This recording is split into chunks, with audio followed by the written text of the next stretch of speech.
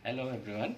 यो सिरिन्जिङ गर्नको लागि चाहिँ ल्याक्रिमल क्यानुला जुन चाहिँ छ त्यो हामी आफै पनि बनाउन सकिन्छ। जस्तै मसँग यो 24 गेजको निडल छ र यसलाई चाहिँ चाहिने के कुरा त भन्दा यो निडल होल्डर, यसको टुप्पा भाँच्नलाई है, अनि एउटा ढुङ्गामा यसरी घोटेर हामी बनाउन सक्छौँ है त। आज म देखाउँछु ल। यसको लागि एउटा निडल लिएँ मैले।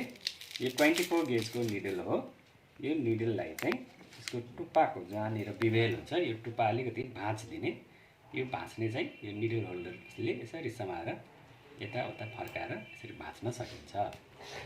अब यसको पाल अलिकति खुलोस् भनेर एउटा यो निडल पङ्क्टम डाइलेटरले चाहिँ यसको पाललाई अलिकति यसरी खोलिदिन सकिन्छ। यदि यसको पालमा अलिकति टेढामेढा भएको छ भने खुल्छ मजाले है, यसरी खोल्न सकिन्छ। अब यति गरिसकेपछि यसको टुप्पाहरू चाहिँ अलिकति सार्प एन्डहरू छ भने यसलाई चाहिँ एउटा ढुङ्गामा यसरी घोट्न सकिन्छ, ताकि टिप चाहिँ अलिकति ब्लन्ट हुनु पर्यो।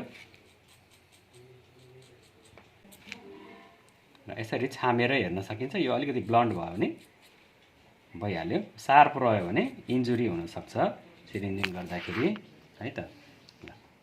अब यसको टुप्पालाई अलिकति 1 सेन्टिमिटर जति राखेर यसरी बेन्ड गरिदिनु भयो भने यो ल्याक्रिमल क्यानुला तयार भयो।